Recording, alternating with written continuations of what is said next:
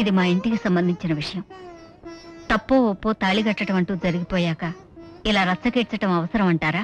దాని చేత నాటకం ఆడించింది చాలక ఇప్పుడు ఇది ఒక కుటుంబ సమస్య అని చెప్పి చేసిన తప్పు ముసుగు వేయాలని చూస్తున్నావా? బాలును కాస్త ఆగు. సమస్య ఏదైనా మన పంచాయతీకి వచ్చింది కాబట్టి దాని మీద ఒక నిర్ణయం తీసుకోవడం మన ధర్మం. శాంతి మేడలో కట్టించుకుంది దొంగతాళి కాబట్టి దాన్ని తీసేయాలంటున్నాడు బాలు. అది మాత్రమే కాదు, జరిగింది పెళ్లి కాదు, అది నా పెళ్ళాము కాదు, నేను దాని మొగుడిని కాదని ఈ పంచాయతీ తీర్పు చెప్పాలి. అసలు శాంతి ఏం చెబుతుందో విందాం. ఏమ్మా? ఊరి పెద్దలందరికీ నమస్కారం. నాకు తెలిసిన నిజం నేను చెప్తాను. నాకు ఊహ తెలిసిన దగ్గర నుంచి మా మావయ్యని తప్పించి మరో మగాడిని మనసులో కూడా ఊహించుకోలేదు. నాకు ఆయన మీద ఉన్న ప్రేమ అంతా ఇంత కాదు. అలాంటి మావయ్య నాకు దక్కడే ఓనని, ఎక్కడ దూరం అయిపోతాడో అన్న భయంతో నేను అలా చేశాను. అంటే నేను మరో అమ్మాయిని పెళ్లి చేసుకుంటే నన్ను చంపేసి ఉండేదాన్ని.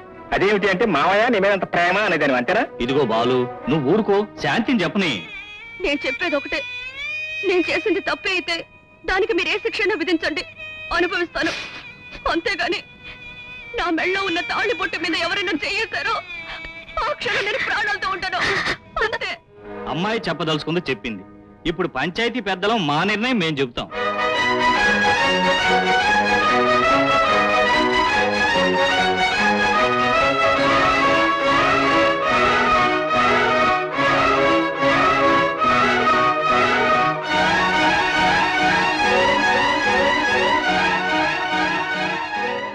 పంచాయతీ నిర్ణయం ఏంటంటే మనందరం అక్కా చెల్లెలతో పుట్టినవాళ్ళు, మనకు పిల్లా పాప ఉన్నారు.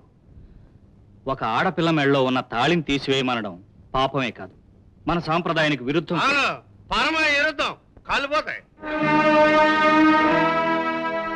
అందువల్ల నేను చెప్పేది ఏమిటంటే శాంతి మెళ్ళలో కట్టిన తాళి ఆమె మెళ్ళలోనే ఉండాలి. దాన్ని తీసివేయమనడానికి కట్టిన వాడికి కూడా అధికారం లేదు. తాళిబొట్టు మీద చేయమని చెప్తాను. అంటే అదే నా పెళ్ళాం, దాంతోనే నేను కాపురం చేయాలంటారు, అదేగా మీ తీర్పు? ఆ విషయం మేం కూడా ఆలోచించాం బాలు. ఇది నీ ఇష్టం లేకుండా జరిగిన పెళ్లి, అందువల్ల నీకు నచ్చిన పిల్లను నువ్వు పెళ్లి చేసుకోవచ్చు. దాన్ని ఆపే అధికారం ఎవ్వరికీ లేదు. కానీ శాంతిని దిక్కులేని దానిలా వదిలేయకుండా ఆమెకు ఏదో ఒక ఆధారం కల్పించాలని, కనీసం నీ ఇంట్లో పని మనిషిగానైనా ఉంచుకోవాలని పంచాయతీ నిర్ణయించింది.